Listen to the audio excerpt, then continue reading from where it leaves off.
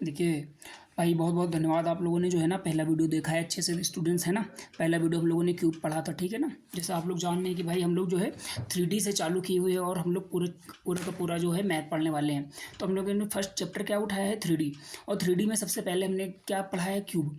आज स्टूडेंट्स क्या करेंगे, हम लोग क्यूबॉइड पढ़ेंगे, है ना भैया। और आप लोग जानते हैं कि this is the second class, है ना, यू नो वेरी वेल। और जिन जो इस नए स्टूडेंट्स हैं आज ये फर्स्ट क्लास देख रहे हैं, तो भाई पाक पहले जाके वो वाली वीडियो देखो ना। तो उससे जो है आप लोग को बहुत ज़्यादा क्लू मिल जाएगा कि यार हम लोग किस तरीके से आगे बढ़ने वाले हैं स्टूडेंट्स। और आप लोग का बहुत बहुत धन्यवाद इसलिए भी कहना चाहेंगे क्योंकि भाई देखिए, तो कल का एक वीडियो अपलोड हुआ था, है ना, तो उसको सब लोगों ने देखा, ठीक है कि नहीं। तो बहुत धन्यवाद कि 348 सब्सक्राइबर थे और आप लोग के हिसाब से फिर वो 347 हो गए, ठीक है ना। तो बहुत अच्छी बात है, ठीक है ना। बट छोड़ो, कोई बात नहीं। आज हम लोग क्या पढ़ने वाले हैं, क्यूबॉइड स्टूडेंट्स। तो देखो दोस्तों, जैसा क्यूब था वैसे ही सेम, तो ज़्यादा अंतर नहीं है क्यूब और क्यूबॉइड में, है जी भाई। थोड़ा सा अंतर देखने को मिलता है, ये वो है क्यूब और क्यूबॉइड में स्टूडेंट्स क्या है, थोड़ा सा अंतर देखने को मिलता है। क्यूबॉइड को स्टूडेंट्स हिंदी में क्या कहते हैं भैया, घना। तो स्टूडेंट्स हम लोग आज पहले क्या करेंगे, सबसे पहले जैसे हम लोगों ने जो स्टूडेंट्स फर्स्ट वीडियो देखे उनको पता है कि भैया आपने तो क्यूब कराया है, क्यूब के 4-5 क्वेश्चन भी कराए थे, है ना। पहले क्यूब को पूरा अच्छे से समझाया था कि क्यूब में क्या क्या होता है। आज क्या करेंगे स्टूडेंट, पहले हम क्यूबॉइड के बारे में पढ़ेंगे, सारी चीज़ें इसके बारे में जानेंगे, उसके बाद फिर हम लोग सवाल लगाएंगे। कल देखो स्टूडेंट्स क्या हुआ था, जितने भी मैंने सवाल लिए थे उसमें से कुछ क्वेश्चन जो क्यूब और क्यूबॉइड के मिक्स वाले आ रहे थे, तो मैंने सोचा यार आज चलो भाई क्यूबॉइड को खत्म ही कर देते हैं, उसके बाद हम लोग सारे मिक्स वाले क्वेश्चन लगाएंगे। ओके स्टूडेंट, ठीक है भाई, चलिए आगे हम लोग आज देखते हैं। तो सबसे पहले आज देखेंगे हम लोग क्या क्यूबॉइड देखेंगे, है ना। तो ठीक है भाई ना, चलिए ये देखिए स्टूडेंट, देखिए ये एक तरीके से क्यूबॉइड है ना। ये जो आपको फिगर दिख रहा है ये क्यूबॉइड है। क्यूबॉइड का मतलब होता है स्टूडेंट घना। क्यूबॉइड का मतलब क्या है, घना। स्टूडेंट्स क्या होता है क्यूबॉइड में, जो इसमें सबसे पहले इसमें चीज़ें क्या होती हैं, जैसे हमने उसमें घर में बताया था कि फेसेस होते हैं। फेसेस मतलब फलक, फलक हिंदी में लिख दे रहे हैं, फेसेस का मतलब फलक। और फिर होते हैं वर्टेक्स और होते हैं एजेस। GES, एजेस, ठीक है स्टूडेंट्स। फलक वर्टेक्स का मतलब शीश, एजेस का मतलब होता है भाई इसकी किनारे। एजेस का मतलब क्या होता है, इसके किनारे। वर्टेक्स का मतलब होता है इसका शीश। तो स्टूडेंट सबसे पहले इसमें क्वेश्चन तो यही आ सकता है कि इसमें कितने फेसेस होते हैं। तो स्टूडेंट्स इसमें 6 फेसेस होते हैं। कितने फेसेस होते हैं, 6 फेसेस होते हैं। कितने फेसेस होते हैं भैया, 6 फेसेस। और हर एक फेस रेक्टेंगल होता है। एवरी फेस, इधर देखिए स्टूडेंट, जो जो मैं लिखता चल रहा हूँ आप लोगों को ध्यान से देखते चलिए, फेसेस। तो इसमें 6 फेसेस होते हैं एंड एवरी फेस है ना, every face is a rectangle. क्या होता है मेरे भाई, रेक्टेंगल। रेक्टेंगल का मतलब होता है आयत। रेक्टेंगल का मतलब क्या होता है, आयत। आयत की खासियत स्टूडेंट जानते हैं क्या होती है। आयत की खासियत होती है कि इसके अपोजिट साइड्स इक्वल होती हैं। अपोजिट साइड्स क्या होती हैं, इक्वल। यानी अगर ये 8 सेंटीमीटर है कि तो स्टूडेंट ये भी 8 सेंटीमीटर रहेगी। अगर ये 4 सेंटीमीटर स्टूडेंट, तो मेरे ये भाई ये भी 4 सेंटीमीटर रहेगी, है ना भाई। तो इसमें कितने फलक होते हैं, 6 फलक। 6 फलक होते हैं मतलब 6 आयत मिलाकर इसको एक डिब्बा के तरीके से बना दिया जाता है। तो उसको मेरे स्टूडेंट क्या कहते हैं भैया, घनाभ कहते हैं, ठीक है भाई। और एक बात याद रखिए, इसमें जो विपरीत होते हैं मतलब विपरीत फेसेस होते हैं वो सेम होते हैं। विपरीत फेसेस का एरिया सेम होता है, यानी अगर इस 5 के विपरीत ये होगा 6 वाला, तो इनका एरिया सेम होगा। 3 के विपरीत ये वाला होगा तो इनका एरिया सेम होगा। 2 के विपरीत ये वाला होगा तो इनके एरिया सेम होगा। यानी देखो, अगर हम आपको स्टूडेंट बताएं कि देखिए ये घनाभ आपको दिख रहा होगा, तो मतलब आप सबसे पहले इसमें आप लोग फलक देख लीजिए स्टूडेंट, हैं कितने, 1 2 3। 3 दिख रहे हैं और 3 किधर होंगे, पीछे की तरफ, है ना। अगर आप देखिए, चलो उधर हम थोड़ा बता के दिखाते हैं, इधर बनाते हैं ना दोस्त। देखिए थोड़ा सा घनाभ बनाते हैं। इसमें अच्छे से समझाएंगे फिर से हम आप लोग को। आ जाओ स्टूडेंट्स, देखो भाई, ठीक है भाई, ये घनाभ है। घनाभ में स्टूडेंट्स क्या होता है, इसमें आप पहले फलक देखिए कितने हैं। देखो बच्चों, एक ये नीचे है, ठीक है, एक ये देखो दिख रहा है, एक इसके पीछे है, 3 4, एक ये ऊपर है और एक ये सामने वाला। तो कितने हो गए, 6 फलक हो गए स्टूडेंट, है ना। 6 फेसेस होते हैं, every faces is a rectangle. हर एक फेस क्या होता है, आयत होता है स्टूडेंट्स। अब इसमें देखेंगे भाई, तो फेसेस कितने हो गए भैया, फटाफट करेंगे। फेसेस हो गए 6, फलक हो गए कितने, 6। अभी देखेंगे वर्टेक्स कितने होते हैं, है ना स्टूडेंट। तो वर्टेक्स कितने होंगे, 1 2 3 4 5। 6 7 8। तो वर्टेक्स यानी शीर्ष कितने होते हैं? 8। और देखते हैं इसमें एजेस कितने होते हैं। एजेस का मतलब होता है किनारे। एजेस का मतलब होता है ये किनारे, ये वाले किनारे, ये जिस पे मैं इस पे ये लाइन ड्रॉ कर रहा हूँ, दिस इज द एजेस, है ना। बच्चे कहेंगे भैया ये सब पढ़ाने की ज़रूरत है क्या? भाई इनसे क्वेश्चन आएगा, है ना। तो जितनी चीज़ें पढ़ा रहे हो उनको ध्यान से पढ़ना है। तो ये जितने पे मैं ये रंगीन कर रहा हूँ ना, ये सारी चीज़ें क्या है? एजेस हैं, इसके किनारे हैं, ठीक है। नहीं तो देख लो भाई इसमें किनारे हैं कितने, आप लोग देख लीजिए, 1 2 3 4, ठीक है, 5 6 7 8 9 10 11 और ये नीचे वाला कितने? 12। तो स्टूडेंट एजेस कितने होंगे मेरे प्यारे भाई? 12, ठीक है कि नहीं। तो ये 3 चीज़ें आप लोग याद रखेंगे, सीधा सीधा प्री में इससे क्वेश्चन बन सकता है। और आप लोग यूलर लॉ जानते हो, यूलर की थ्योरम, है ना। यूलर्स लॉ क्या होता है? F + V = E+2, है ना। यानी फेसेस प्लस वर्टेक्स का जो सम होता है वो एजेस में अगर 2 जोड़ दिया जाए तो क्या होगा? वो मतलब एक तरीके से ये फार्मूला है, तो वो दोनों बराबर हो जाते हैं। ये यूलर ने, विद्वान ने बताया था, ठीक है ना। आई होप समझ में आया होगा। स्टूडेंट घनाभ क्या होता है? घनाभ जो होता है एक रेक्टेंगल, मतलब रेक्टेंगल को अगर मतलब रेक्टेंगल लिया जाए, उनका एक बक्सा बना दिया जाए, ठीक है ना, 6 फेसेस को बंद कर दिया जाए तो वो क्या बन जाता है? स्टूडेंट घनाभ।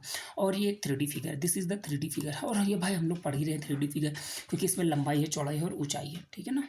इसमें 3 विमाएँ हैं। चलिए स्टूडेंट्स आ जाइए, ठीक है कि नहीं। इसमें देखते हैं थोड़ा सा। देखो दोस्त, ये घनाभ इसमें क्या है? ये लंबाई है, ये चौड़ाई है और ये इसकी क्या है स्टूडेंट? ऊंचाई है। तो भाई ठीक है कि नहीं। अब देखो स्टूडेंट, हम लोग देखेंगे इसमें फार्मूले, देखेंगे थोड़ा सा जल्दी जल्दी से फार्मूले देखने की कोशिश करेंगे ना। आ जाओ, इस वाली स्लाइड में आप लोग को फार्मूले सिखाऊंगा। तो सबसे पहले स्टूडेंट देखिए, अगर हम इसके फार्मूले की बात करेंगे, अगर इसके हम लोग फार्मूले की बात करते हैं तो सबसे पहले आता है संपूर्ण पृष्ठ। इसका क्या होता है? मतलब टोटल सरफेस एरिया कितना होता है स्टूडेंट्स। तो एक बात याद रखिए स्टूडेंट, ये इसमें ये क्या होते हैं? इसका टोटल सरफेस एरिया होता है 2 ब्रैकेट में LB + BH + HL। मतलब बच्चों इसमें देखिए, सबसे पहले इसमें 6 क्या होते हैं? आयत होते हैं। और हर देखिए, अगर हम बच्चों देखो, ये हो गई लेंथ, ये हो गई वर्थ का या फिर ब्रीथ का, कोई अंतर नहीं है। और इसकी हो गई हाइट, ठीक है मेरे प्यारे भाई। तो देखो बच्चे कहेंगे टोटल सरफेस एरिया स्टूडेंट से आया कैसे? बच्चों देखो, मैथ जब भी सीखना है तो आप लोग ये चीज़ ट्राई करो कि यार ये चीज़ आई कैसे है। जिस दिन आप ये चीज़ सीख जाओगे ना मेरे प्यारे भाई, तो उस दिन से मैथ बिल्कुल हलवा लगेगी। आप सीधा सीधा सवाल को रटते हो, क्वेश्चन को रट लेते हो, ये फार्मूले को रट लेते हो। बट आप कभी ये चीज़ डीप में यार ये नहीं देखते कि यार ये फार्मूला डिराइव्ड हुआ है तो कहाँ से डिराइव्ड हुआ है, डिराइव्ड का मतलब कहाँ से व्युत्पन्न हुआ है, ये कहाँ से आया है ना। तो आप लोग रीज़न जानने की कोशिश क्या करो मेरे भाई, ठीक है ना। अब देखो मैं आपको ये बताऊंगा कि ये टोटल सरफेस एरिया कैसे होता है मेरे प्यारे भाई। हाँ जी, तो अगर देखो स्टूडेंट्स, इसमें 6 फलक होते हैं, मतलब 6 आयत होते हैं। कितने आयत होते हैं? 6 रेक्टेंगल होते हैं। और आयत का क्षेत्रफल स्टूडेंट्स कितना होता है? लंबाई गुणा चौड़ाई होता है। आयत का क्षेत्रफल लंबाई गुणा चौड़ाई स्टूडेंट्स होता है कि नहीं होता है? तो स्टूडेंट्स नीचे वाला अगर मैं आयत पकड़ूं, इस नीचे वाला ये आयत पकड़ूंगा, ये आयत, तो बच्चों देखो इस आयत का क्षेत्रफल क्या होगा? लंबाई गुणा चौड़ाई। इस आयत का क्षेत्रफल क्या हो जाएगा? L × B। बच्चों जैसा ये नीचे होगा उस वैसा ये इसके ऊपर छत वाला होगा कि नहीं होगा? ये वैसा ये इसके ऊपर का छत वाला होगा कि नहीं होगा? यानी नीचे का LB एरिया, ऊपर का LB एरिया 2LB हो गया कि नहीं हो गया? प्लस अब देखो स्टूडेंट, अगर ये वाली हम भुजा ले रहे हैं, ये देखो साइड का जो वाला, जो ये फलक साइड वाला आयत ले रहे हैं स्टूडेंट कि नहीं, साइड वाला, तो इसमें क्या है? B है और H है, तो ये भी तो आयत है कि नहीं। तो इसका भी एक एरिया क्या निकल जाएगा? B × H निकल जाएगा। बच्चों जैसा इसका एरिया होगा उसके सेम ऐसा होगा, क्योंकि मैंने बताया है कि जो घनाभ होता है उसमें जो अपोजिट के जो फेसेस होंगे उनका एरिया बराबर होता है ना बच्चों। तो ये अगर BH हो गया तो स्टूडेंट ये 2BH आ गया। फिर इधर देखो, है ना, फिर क्या हो जाएगा? फिर अगर हम इसकी बात कर रहे हैं, ये सामने वाला देखो, ये जो सामने आपको दिख रहा है ना, ये सामने क्या है? ये तो इसका L है। और ये क्या? ये तो L है स्टूडेंट। अगर ये L है तो इसके सामने ये भी तो L होगा। अगर ये H, भाई ये H है, तो भाई ये L है तो ये H है। तो इसका एरिया स्टूडेंट्स क्या हो जाएगा? L × H। सेम जैसा ये है तो इसके सामने भी वही रहेगा ना, वही रहेगा कि नहीं रहेगा? तो ये इसका फार्मूला ये डिराइव्ड हो गया। तो यहाँ से निकल के आए मेरे स्टूडेंट्स, है ना। तो ये देखिए टोटल सरफेस एरिया इसको कहते हैं। अब आई होप आपको समझ में होगा कि यार ये कैसे हुआ है भाई, ठीक है ना। तो इस चीज़ पे जानने की कोशिश क्या करो। जरूरी नहीं है कि यार यही हर चीज़ जानने की कोशिश करो कि ये कहाँ से आई है। मैथ में अगर आप ये चीज़ को आप अवॉइड कर रहे हैं कि नहीं भाई अब बस फार्मूला आ गया, ट्रिक मेरे पास आ गई तो हम सवाल को करना, नहीं, आप ये चीज़ कोशिश करो कि कहाँ से आया है, ठीक है कि नहीं। तो समझ में आया कि नहीं समझ में आया भाई?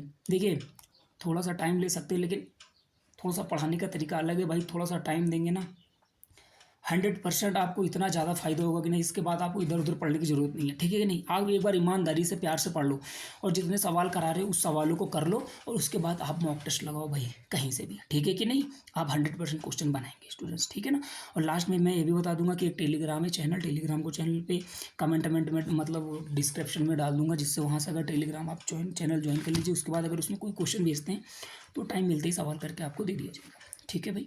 उसके बाद आता है देखिए lateral surface area. Lateral surface area को स्टूडेंट कहते हैं पार्श्व पृष्ठ का क्षेत्रफल, इसको कहते हैं संपूर्ण पृष्ठ का क्षेत्रफल, इसको कहते हैं पार्श्व पृष्ठ का क्षेत्रफल। सिर्फ देखिए नहीं, इस लेक्चर को अपने हाथ में कॉपी पर ले लो तो जिससे लिखते चलो, कुछ कुछ चीज़ें ये सब चीज़ें भूल जाओगे, लिखते चलो, है ना भाई। आज तक का तुम लोग को सवाल काहे नहीं आते, इसीलिए नहीं आते क्योंकि तुम लोग बस देख के बस चुप्पे से देख रहे हो सिर्फ। भाई कॉपी पेन में लिखते चलो भाई, एक रफ कॉपी में ही लिख लो, हैं जिससे चीज़ें भाई जब आप चीज़ें लिखते हैं तो चीज़ें मेमोराइज ज़्यादा होती हैं, ठीक है नहीं। चलिए लेटरल सरफेस एरिया क्या होता है स्टूडेंट, लेटरल सरफेस एरिया का मतलब होता है पार्श्व पृष्ठ का क्षेत्रफल। पार्श्व पृष्ठ का क्षेत्रफल कहो या फिर चार दीवारों का क्षेत्रफल, क्या कहेंगे, ये इससे क्वेश्चन बहुत आता है। चार दीवार का क्षेत्रफल, चार दीवार का क्षेत्रफल फार्मूला होता है 2 ब्रैकेट में L plus B into H. क्या होता है 2 ब्रैकेट में L plus B into H. बच्चों देखो अगर चार दीवारों का क्षेत्रफल ये कहाँ से निकला है बच्चों, यहीं से निकला है। देखो इन दोनों को देखो, इन दोनों को देखो, ये इन दोनों एल बी क्या थे, एल बी क्या थे, ये लेंथ और बिड, अच्छा ये तो नीचे के थे, इन दोनों को देखो ये, ठीक है ना। इन दोनों को देखो, ये क्या, एक ये दीवार है, एक ये सामने वाली दीवार है, एक ये पीछे वाली दीवार है, एक ये दीवार है, तो इन दोनों का एरिया तो यही तो है, ये वाला एरिया। और नीचे का फर्श का क्षेत्रफल और ऊपर रूफ का क्षेत्रफल अगर हटा दिया तो चार दीवार का क्षेत्रफल निकलेगा कि नहीं निकलेगा। तो स्टूडेंट दो कॉमन कर लेंगे यहाँ से, है ना, 2h कॉमन करेंगे तो ब्रैकेट में L प्लस बी ही तो बचेगा। तो बच्चों ये यहीं से निकल के आया है, समझ पाए कि नहीं। याद करने की कुछ भी जरूरत नहीं होती यार, ऐसी कोई चीज़ ही नहीं कि यार आपको याद किया जाए। मैथ तो समझने की चीज़ है भाई, कोई जीके थोड़ी ना है कि यार याद करोगे भूल जाओगे। मैथ समझने की चीज़, इसलिए भाई थोड़ा सा टाइम लेके समझो मेरे प्यारे भाई, एक बार समझ लो उसके बाद बार बार समझने की जरूरत नहीं है, ठीक है बच्चों।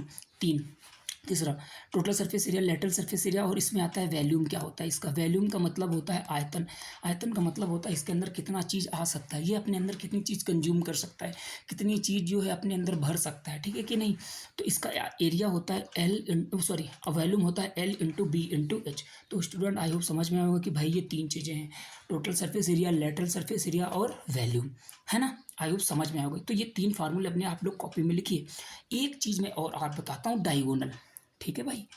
हाँ अब देखो, अच्छा स्टूडेंट्स मैं डायगोनल में इसी में दिखाई दे रहा हूँ, ये देखो आपको ये इसमें डायगोनल दिख रहा है कि नहीं दिख रहा है। देखिए बहुत डायगोनल होते हैं दो, पहली बात तो उसमें डायगोनल कितने होते हैं, दो। स्लाइड तो मेरे पास है नहीं तो एक स्लाइड में ऐड करता हूँ, है ना। इसमें होते हैं डायगोनल दो होते हैं, है ना। चलिए देखिए थोड़ा सा आपको, हालांकि उस फिगर में स्टूडेंट्स डायगोनल बना था तो आप इजीली देख सकते हैं। थोड़ा सा देखिए वियर्ड बन गया बट आप समझने की कोशिश करिए स्टूडेंट्स। इसमें एक होते हैं डायगोनल, है ना। तो बच्चों डायगोनल दो होते हैं, एक तो होता है फेस डायगोनल, एक होता है स्पेस डायगोनल। बच्चों जब भी कभी सिर्फ कहे कि किसी घनाभ का विकर्ण दिया है तो आप हमेशा स्पेस डायगोनल को कंसीडर करेंगे। स्पेस डायगोनल क्या होता है, इस वाले शीर्ष से अगर इस कोने में इस कोने से अगर इस कोने को ऐसे छुआया जाए तो इसको कहते हैं स्पेस डायगोनल। क्या कहते हैं बच्चों, स्पेस डायगोनल। या फिर कभी सवाल में सिर्फ डायगोनल की कहे जाए, घनाभ का डायगोनल मतलब घनाभ का विकर्ण कह दिया जाए तो आप इसी को ही कंसीडर्ड करेंगे। डायगोनल का फार्मूला है D बराबर √L² plus B² plus H²। इस फार्मूला को याद रखिए। इस सवाल को एक तरीके से और कहता है, मैं बता रहा हूँ, मेरी बात को एक एक बात ध्यान से रखो, सुनते चलो, कि इस कमरे में घनाभाकार कमरे में रखी जा सकने वाली सबसे लंबी छड़, घनाभाकार कमरे में रखी जा सकने वाली सबसे लंबी छड़, तो सबसे लंबी छड़, है ना, कि सबसे लंबी छड़ कितनी लंबी छड़ रखी जा सकती है, तो उसको मेरे प्यारे भाई ये डायगोनल कहते हैं। तो दो तरीके से क्वेश्चन पूछेगा। मैंने क्या बताया कि अगर सबसे लंबी छड़ कह दे तो भी फार्मूला ये लगाना है, और अगर सिर्फ डायगोनल कह रहा तो भी मेरे प्यारे भाई यही फार्मूला लगाना है। बच्चे कहेंगे भैया फेस डायगोनल क्या होता है। फेस डायगोनल का मतलब होता है मेरे प्यारे भाई यू नो वेरी वेल कि मतलब every phases of a rectangle is every phases of a cuboid is a rectangle है। एंड यू नो कि रेक्टेंगल में क्या होता है, लेंथ इनटू ब्रीथ, है जी। तो अगर इस फलक का, अगर फलक के डायगोनल को ही हम लोग क्या कहते हैं, फेस डायगोनल। फलक के कि मतलब जो घनाभ जिन फलकों से मिलकर बना हुआ है उसके एक फलक का, उसके एक फलक के जो डायगोनल होता है उसको फेस डायगोनल कहते हैं। और इसका फार्मूला होता है स्टूडेंट्स डी बराबर under root L square plus B square. एक सेकंड भाई, अरे हट जा भाई, एल स्क्वायर और बी स्क्वायर।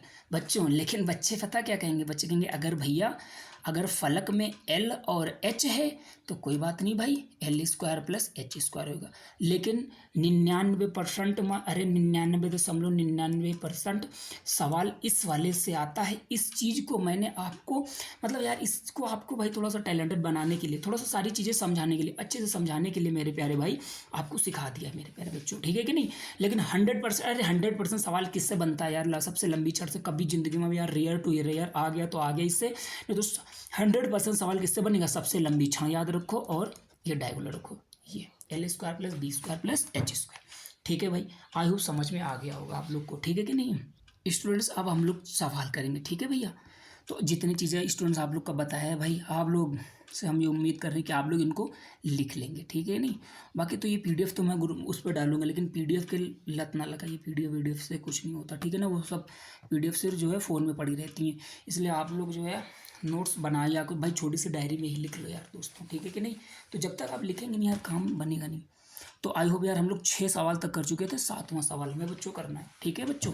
चलिए हम लोग अब स्पीड से करेंगे, है ना। 15 आपके 15 मिनट ले लिए, लेकिन 15 मिनट ये आपके बहुत इंपॉर्टेंट हमने मतलब ले लिए हैं, लेकिन ये भाई बहुत ज़्यादा आप लोग को आउटपुट देंगे स्टूडेंट्स, ठीक है ना। आप लोग अच्छे से समझिए।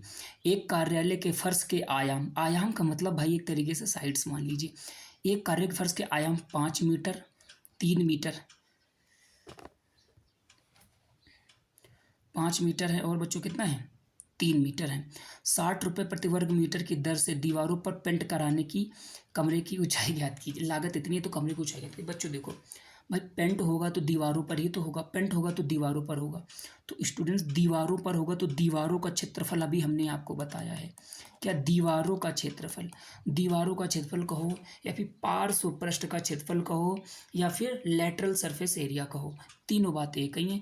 दीवारों का क्षेत्रफल होता है बच्चों 2 ब्रैकेट में L plus B into H. ये एरिया है कि नहीं स्टूडेंट। और इस एरिया को कितने रुपए की दर से पेंट कराया गया है, 60 रुपये प्रति वर्ग मीटर की दर से, यानी 60 रुपये मीटर स्क्वायर की दर से पेंट कराया गया। तो कितना खर्चा आया है, 8,640 रुपये का खर्चा आया है, 8,640, 8,640 का खर्चा आया है, ठीक है ना बच्चों। काट दो भाई, जीरो से ये जीरो तुम्हारा कट जाएगा कि नहीं, कट जाएगा, ठीक है।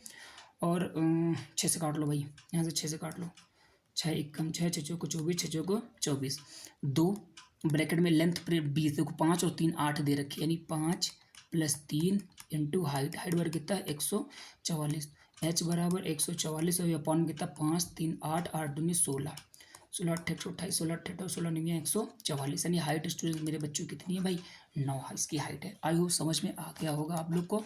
हम लोग चलेंगे भाई आगे, ठीक है नहीं। तो दीवारों का क्षेत्रफल ये था, इतने में अगर दीवारों का क्षेत्रफल कैलकुलेट करते बच्चों, अगर हम लोग दीवारों का क्षेत्रफल निकालते तो इतने मीटर स्क्वायर आता कि नहीं आता। और हर एक मीटर स्क्वायर के लिए उसको 60 रुपये देने पड़ रहे हैं, और टोटल फिर कितने रुपए दिया है, इतने रुपए दिया है, बस यहाँ से हमने हाइट निकाल ली। आई होप भाई समझ में आया होगा। अब हम चलेंगे भैया 8वां नंबर सवाल। एक घनाभ की लंबाई चौड़ाई और ऊंचाई, है ना। देखिए बच्चों रेशियो दे रखा है ना। एल बी और एच कितना दे रखा है, 60 24 और 7 दे रखा है। यदि इसके 4 पिंड विकर्णों में से प्रत्येक की लंबाई, यानी विकर्ण की लंबाई इसमें कितनी 130 दे रखी है, यानी डायगोनल बच्चों इसमें कितने दे रखा हुआ है, डायगोनल 130 दे रखा है। तो घनाभ का आयतन ज्ञात करो बच्चों। घनाभ का आयतन निकालने के लिए हमको एल बी एच करना पड़ेगा कि नहीं हमको, यानी ये पूछ रहा है बच्चों। देखो ये सवाल मैं आपको कैसे बताऊँ, अगर इस सवाल को करना है तो अगर भाई देखिए यहाँ जैसे एल बी और एच दिया है, तो एल और बी एच को मतलब 60x 24x या 7x आप लोग मान लेंगे। फिर आप लोग फिर क्या करेंगे, डी का फार्मूला क्या होता है, डी बराबर होता है, डी बराबर 130 दिया है तो डी बराबर under root L square plus B square plus H square बराबर 130। स्टूडेंट बच्चों बताओ दिया है कि नहीं दिया है, अब यहाँ से हम क्या करेंगे, यहाँ पे एल का स्क्वायर रखेंगे, इसका स्क्वायर रखेंगे, इसका स्क्वायर रखेंगे और बराबर करके फिर यहाँ से एक्स की वैल्यू फाइंड करेंगे स्टूडेंट्स। एक्स की वैल्यू फाइंड करेंगे तो फिर एल में रखेंगे, बी में रखेंगे, एच में रखेंगे और इस तरीके से एल बी एच का मान पता चल जाएगा और उठा उठा के हम यहाँ रख देंगे और आयतन फाइंड कर लेंगे। That is the very long process. भाई क्या हम इसको और किसी तरीके से सॉल्व नहीं कर सकते? बच्चे नहीं भैया उस तरीके से बताओ भाई। बच्चों एल कितना दे रखा है भाई, मान लो तुम ये 60 दिया हुई है, 60 आई यहाँ पर, इसको रख दो, ये कितना है 24 यहाँ पर, ये है 7 बच्चों आप लोग को समझ नहीं आ रहा कि 60 में छुपा है 3 × 20 और इसमें 24 में छुपा है 3 × 3 = 24 और ये 7 छुपा हुआ है। तो भाई अगर 3 का 3 से गुणा होगा तो 3 तरह का 9 नहीं बनेगा क्या? जब 9 बनेगा तो ये इसका आंसर जो भी आए उसका यूनिट डिजिट मतलब 9 से तो कट, मतलब ये 9 का मल्टीपल आएगा, 9 का मल्टीपल आएगा तो 9 का मल्टीपल देखने का तरीका बहुत आसान है कि अंकों का योगफल 9 होना चाहिए। तो 6 4 10 8 18 ये भी अंकों का योगफल 9 है, ये भी है भाई, मतलब यार ये तो बात फंस गई है ना। सारे ही अंकों का योगफल 9 है बच्चों, लेकिन एक चीज़ में एक प्राइम नंबर और है, 7 छिपा हुआ है। तो क्या हम ये देख सकते हैं बउआ कि कौन सी संख्या है जो 7 से कट रही है? तो बच्चों देखो एक बात और आपको सिखाई दे रहे हैं कि 7 का मल्टीपल, देखो स्टूडेंट्स आप लोग देखो, अब 2 चीज़ें हमने पेंडिंग कर ली है, एक चीज़ पेंडिंग, अब आप लोग को हम सिखाएंगे मतलब 7 किसी दिन भाई आपको डिविजिबिलिटी रूल सिखा देंगे, 2 से 3 से 4 से 5 से 6 से 8 से 7 से 11 से 13 से 37 से, ठीक है कि नहीं बच्चों? तो ये सारी चीज़ें सिखाई देंगे कि मतलब इनसे इनसे कैसे पता करते हैं हम लोग डिविजिबिलिटी रूल। तो स्टूडेंट देखो 7 से अगर पता करने का एक तरीका होता है 3 3 का जोड़ा बनाकर, है ना, जो 7 का होता है वही 11 का होता है, वही 13 का होता है। तो 7 11 13 का जो एक रूल होता है, एक सेकंड इसमें में से एक स्लाइड जोड़ लिया, सवाल तो नहीं कट गया होगा यार, सवाल कट गया होगा एक तो सवाल, एक सेकंड रुकना भाई। चलो भाई कोई बात नहीं, एक सवाल कट गया है, उसको मैं नेक्स्ट वाले में करा दूंगा, अच्छा ही सवाल होगा यार जो भी लिया होगा, क्योंकि बीच में स्लाइड ऐड कर दो ना तो इसमें जो है सवाल के ऊपर वो मतलब स्लाइड ऐड हो जाती है। तुम क्या समझा रहे थे यार? ठीक है ना, 7 की डिविजिबिलिटी बच्चों सिखाना है आपको ना। तो पहले अगर देखो 7 की डिविजिबिलिटी चेक करनी है बच्चों, तो मैं इधर ही बता रहा हूँ, देखो यार फालतू में उसको हमने सवाल हटा दिया। 8 6 4 00 है कि नहीं, तो पीछे से 3 3 का जोड़ा बनाओ, पीछे से 3 3 का जोड़ा बनाओ, अगर जोड़ा नहीं बना तो आगे जीरो लगा दो, 3 3 का जोड़ा बनाओ और उनका डिफरेंट लो। 400 में से अगर 86 घटेंगे तो कितना आएगा? 314 आएगा कि नहीं? क्या 314 7 से कटता है? तो 7 चौको 28 29 30 31 3 नहीं, तो ये संख्या भी 7 से नहीं कटेगी। 8 इसको देख लो भैया, 800 6 और 40, तो 640 में जब इसको 0 मतलब 0 8 0, तो 640 में से जगह अगर आप 80 घटाएंगे तो कितना बचेगा? तो 560 बचेगा कि नहीं बचेगा? क्या 7 से कटता है? 7 बटे 56, यस ये कटता है, ठीक है ना भैया। अब इसको काट के देख लो बच्चों, है ना, तो 400, अब इसमें देखो इसी तरीके से भैया इसमें 3 3 का रूल लगाओ, तो 460 में से जब 80 घटेंगे तो बच्चों कितना आ जाएगा? 380 आ जाएगी कि नहीं आ जाएगा? 300 जब 80 आ जाए 60, 380 क्या 7 से कटता है? नहीं कटेगा। 600 में से जब 84 यहाँ से घटेंगे तो कितना आ जाएगा? 516, 516 क्या 7 से कटता है? 7 7 49 50 51 2 नहीं कटता। यानी आंसर मेरे प्यारे भाई क्या सही है? यही सही है। आई होप समझ में आओगे कि 7 की डिविजिबिलिटी। अच्छा यहाँ से आप लोगों ने एक चीज़ और सीख ली कि 7 की डिविजिबिलिटी, हम लोग 7 की डिविजिबिलिटी कैसे करते हैं, ठीक है ना। और एक वीडियो बनाएंगे अच्छा सा, उसमें बताएंगे 7 की 7 11 13 9, है ना, सारी डिविजिबिलिटी बता रहेंगे, 8 से 4 से, ठीक है ना बच्चों। तो इसका आंसर क्या है? सेकंड। बच्चे कहेंगे भैया करके दिखा दो, भाई करना है तो आप 60 का स्क्वायर कर लो, 24 का स्क्वायर कर लो, 7 का स्क्वायर कर लो, उसके बाद स्क्वायर रूट लेके यहाँ से एक्स का मान निकाल के इस तरीके से कर लो, ठीक है। ये सवाल बच्चों करने में देर नहीं लगा हुआ, समझाने में टाइम लगता है, ठीक है ना। आई होप आगे चलेंगे भैया। नवा सवाल को तो मैंने बेकार कर दिया। यदि किसी घन का विकर्ण रूट 27 हो तो उसका टोटल सरफेस एरिया, कुल पृष्ठीय क्षेत्रफल ज्ञात कीजिए। घन का विकर्ण बच्चों, घन का विकर्ण क्या होता है? √3 × a होता है कि नहीं होता है? कितना दे रखा है? √27 दे रखा है, तो √3 × a, 27 को क्या लिख सकते हैं बच्चों? 27 को 9 × 27 लिख सकते हैं, 9 रूट के बाहर आ जाएगा तो 3 बन जाएगा, 3 सॉरी √3 से √3 कट जाएगा तो a बराबर कितना आ जाएगा? a बराबर जब 3 आ गया तो कुल पृष्ठीय क्षेत्रफल क्या होता है? 6a² होता है, 6 × a² यानी 3 का स्क्वायर, 9 9 छक्का 54, यानी आंसर इसका टोटल सरफेस एरिया स्टूडेंट कितना आएगा? 54। आई होप समझ में आएगा, छोटा सवाल है बट ये आ रखा है, ठीक है ना। आगे चलेंगे भाई, जल्दी सवाल करेंगे। एक बॉक्स की लंबाई 10 मीटर, चौड़ाई 6 मीटर मीटर ऊंचाई 4 मीटर है। बॉक्स में कितने 15 घन मीटर आयतन के घन रखे जाते हैं। बच्चों देखो, जब भी किसी बॉक्स के अंदर कोई छोटी चीज़ बॉक्स रखी जाएगी, जैसे एक बड़ा बॉक्स है बच्चों, जब बड़ा बॉक्स है तो उसमें है आयतन, उसमें है वॉल्यूम। अब उस बड़े वॉल्यूम को आप छोटे छोटे वॉल्यूम से फिल कर रहे हैं, तो भाई अब देखो इतना बड़ा मान लो बक्सा है, उसको छोटे छोटे घनों में रखोगे तो एक घन थोड़ी ना रखेंगे, या मान लो n घन रखेंगे। तो जो घनाभ का आयतन, बॉक्स LBH दिया है तो यानी घनाभ होगा, घनाभ का आयतन LBH होता है, और घन का आयतन भुजा क्यूब होता है। लेकिन इसमें घन दे रखा है कि 15 घन मीटर का एक घन है, 15 घन मीटर का एक घन है, तो यानी 15 घन घन मीटर के n बॉक्स आएंगे जो उसको बक्सा में भरे जाएंगे। तो इसका तो कितने आएंगे भैया, तो n आएंगे। तो इसका यहाँ से फटाफट का है, हमको वॉल्यूम कर देना है स्टूडेंट, बराबर n इंटू 15, ठीक है ना। कितना आएगा, 3 दूनी 6, 3 पचे 15, 5 दूनी 10, 2 दूनी 4, 4 चक्को 16। तो नंबर ऑफ बॉक्स कितने हो जाएंगे, 16 भाई इसका आंसर है। बच्चों आगे समझ में आया होगा, आगे चलेंगे हम लोग भाई 12 नंबर सवाल देखते हैं, ठीक है नहीं। इस तरीके के तो सवाल, ये सारे सवाल बच्चों प्रीवियस ईयर है, ठीक है कि नहीं। यदि किसी घन का आयतन, बच्चों देखो घन का आयतन भुजा क्यूब होता है, कितना है 6, 8, 5, 9। भाई एक बात और बताए दे रहे हैं आप लोग, एक सवाल इजी हैं अभी कर लो, ठीक है नहीं, 1-2 क्लास के बाद देखना, ठीक है नहीं, नानी याद आ जाएगी, परेशान ना हो। बहुत अच्छे सवाल ये, अभी ये थोड़ी ना है घन घनाभ की कम से कम नहीं तो मैं कम से कम 5 क्लासेस लूँगा, ठीक है ना बच्चों। तो अभी ये बेसिक है बच्चों, तो थोड़ा सा बेसिक से करेंगे नहीं, मैं कम से कम 5 क्लास से लूँगा। जब चौथी 5वीं क्लास आएगी ना, तो भाई बिल्कुल बेस्ट क्वालिटी की, उससे बाहर क्वेश्चन तो ना तो सीजीएल में आएगा, ना तो सीजीएल, ना तो कोई एसएससी के एग्जाम में आएगा, ना तो कोई मतलब ये रेलवे के, ना तो यूपी पुलिस या फिर कोई भी किसी के इतना कठिन नहीं आएगा, ठीक है ना। मैं सारी आपको टाइप को कवर कर रहूँगा, ठीक है ना बच्चों। तो आप लोग धैर्य बनाए रखें। तो घन का पृष्ठीय क्षेत्रफल क्या होगा बच्चों, घन का पृष्ठीय क्षेत्रफल यानी 6a² हमको बताना है बच्चों, है ना। अगर 6a² बताना है, वैसे इसमें 6 का मल्टीपल, 3 का मल्टीपल देख लो, लेकिन 3 का मल्टीपल 2 3 6 9, 6 2 8।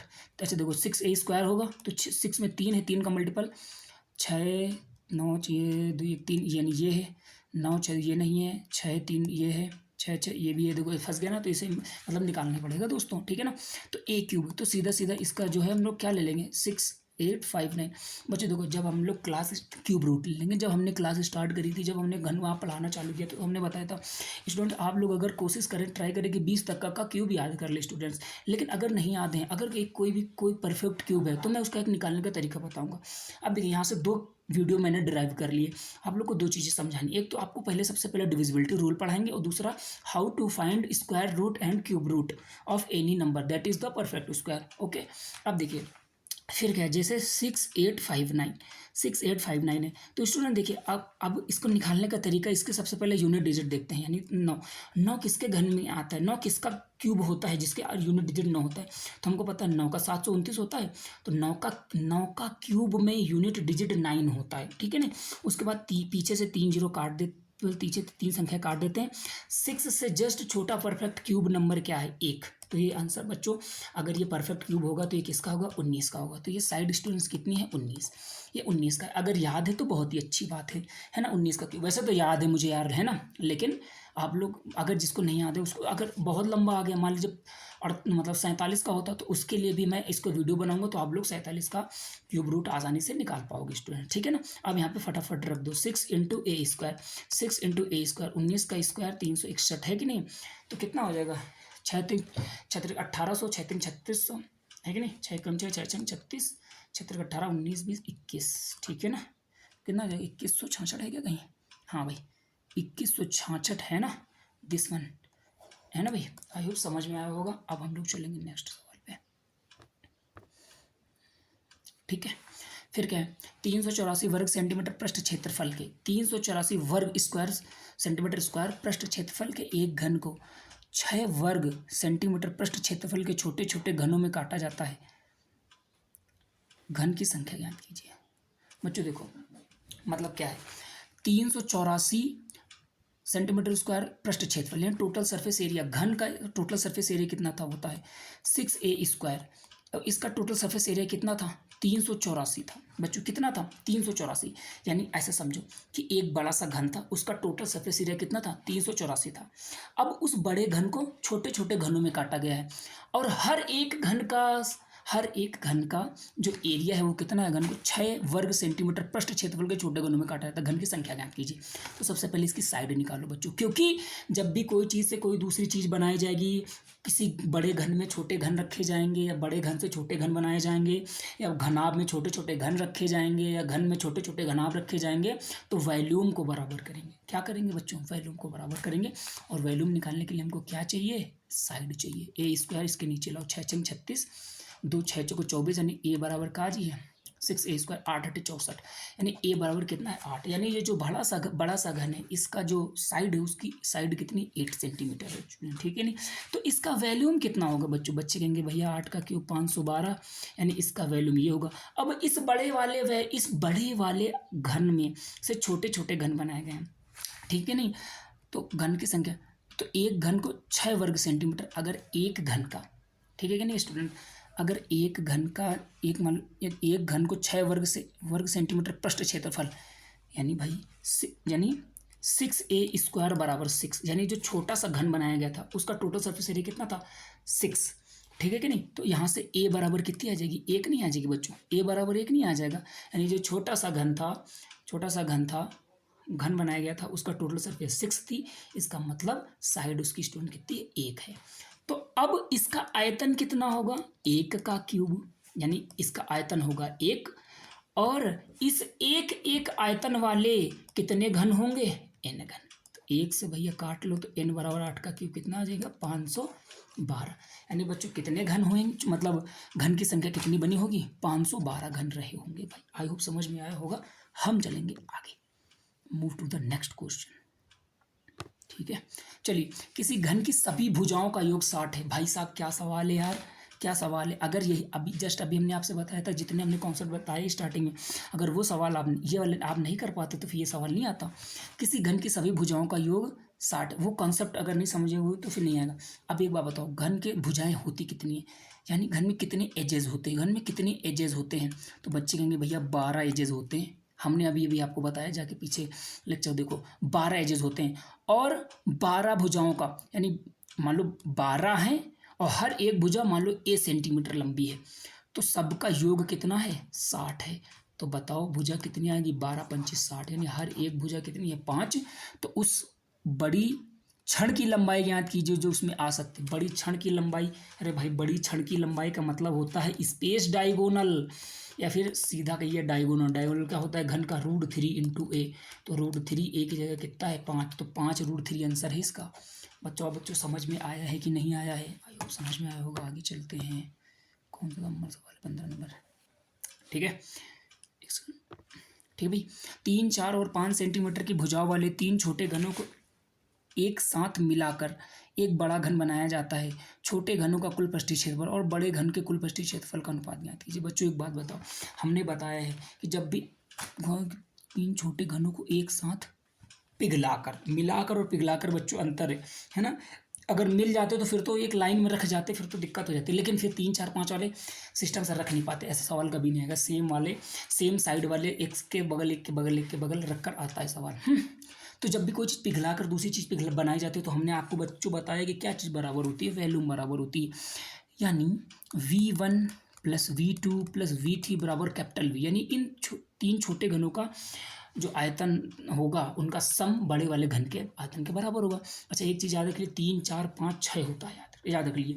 3 का मतलब 3 का क्यूब, 4 का क्यूब, 5 का क्यूब बराबर 6 का क्यूब होता है, बराबर 6 का क्यूब होता है। जैसे ट्रिपलेट होते हैं ना, 3 4 5 5 12 13 7 24 25 8 15 17 9 14 41 है ना, 11 60 61 12 35 37 है ना, 13 84 85 है ना।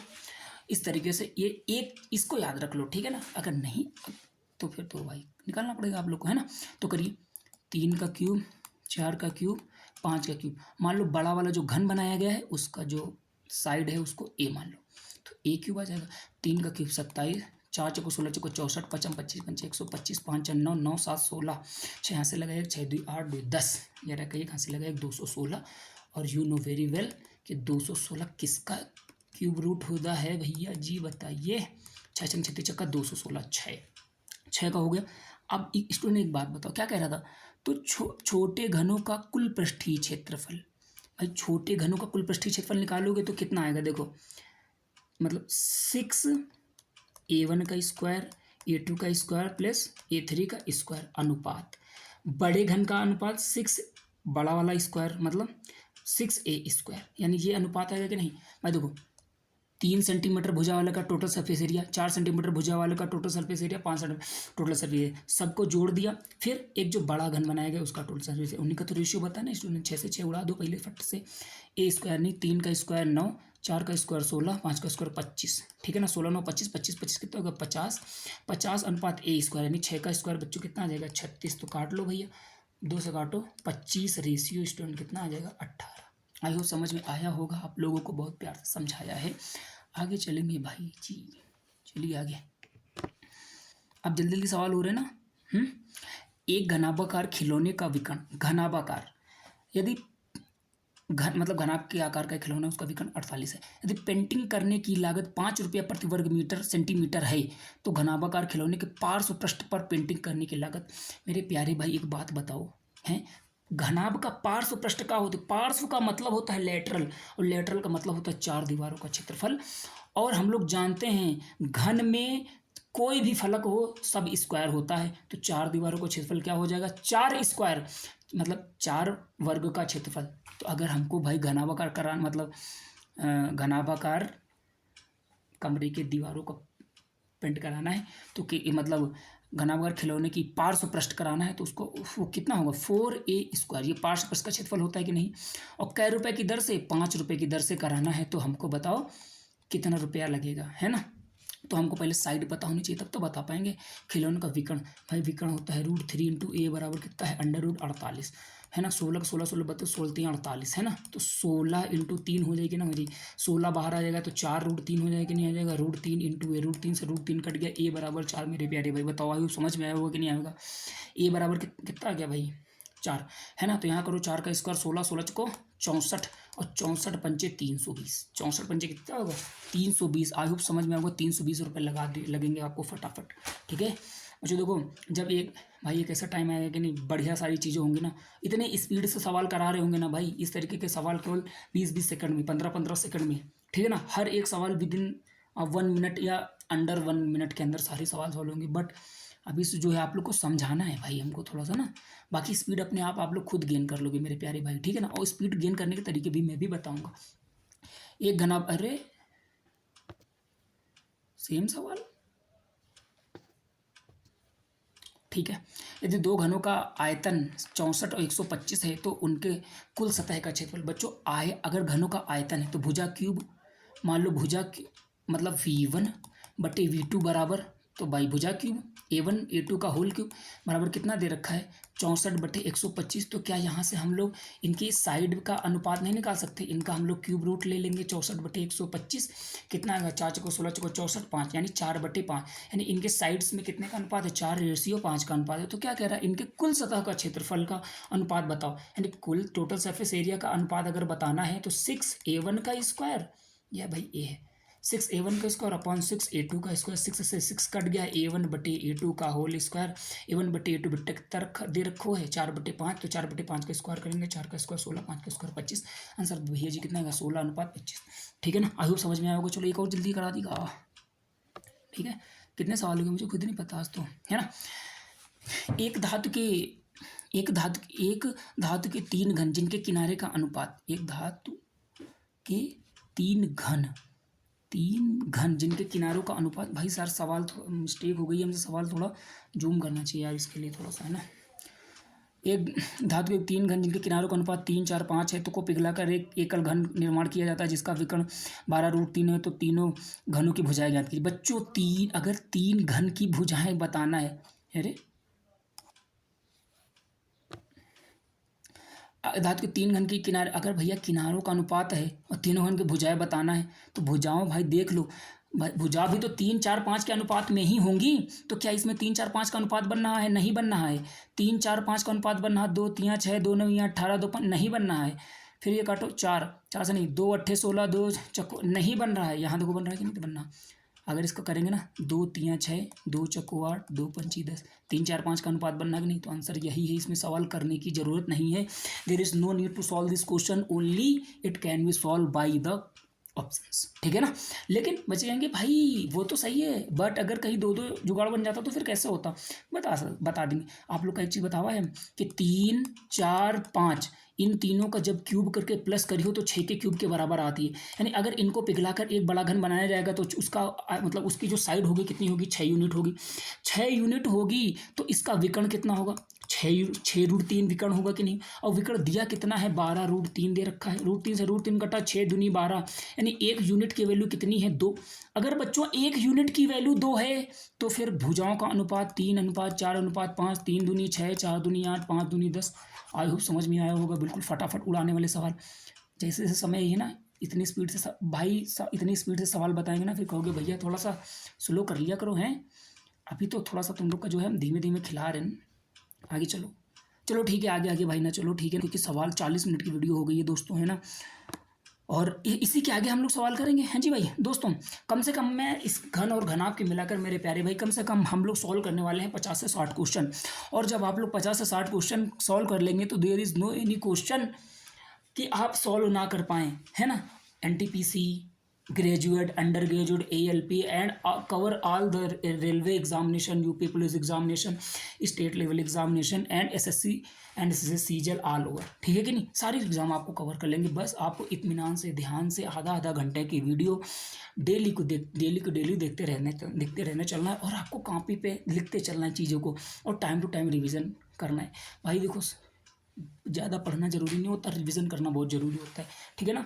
तो भाई रिवीजन ज़रूर करें मेरे प्यारे भाई। और जो क्वेश्चन हमने कराए हैं उनको और अलग से आप, भाई there is many of source यार, thousands of source available on YouTube and any other, है कि नहीं यार। कितने भी किताब कोई भी ले लो, वहाँ से लगाने की कोशिश करो, हो जाएगा, ठीक है ना मेरे प्यारे भाई। सारे क्वेश्चन होंगे। और अभी तो 20 क्वेश्चन के आसपास मैंने करा रखे हैं, 30 से 40 क्वेश्चन हो कराएंगे। उसके बाद भाई आप कहीं से भी कर लियो, सब सवाल सॉल्व हो जाइए। उसके बाद हम बढ़ेंगे घना, उस पर बेलन पे बढ़ेंगे, फिर शंकु, फ्रस्टम, रेज़ पिरामिड, सारे सवाल आप लोग के तरीके से कर रहे होंगे, ठीक है ना। आई होप समझ में आया होगा भैया। लास्ट तक देखा है, बहुत बहुत धन्यवाद आप लोगों का, ठीक है। और ऐसे ही लगातार सीरीज को फॉलो करते रहिए तो भरोसा मानिए कि आप 100 में 100 स्कोर करेंगे, 100% स्कोर करेंगे, ठीक है, मैथ सेक्शन में। चलिए भाई, आप लोग का बहुत बहुत धन्यवाद, शुक्रिया, है ना। हर हर महादेव।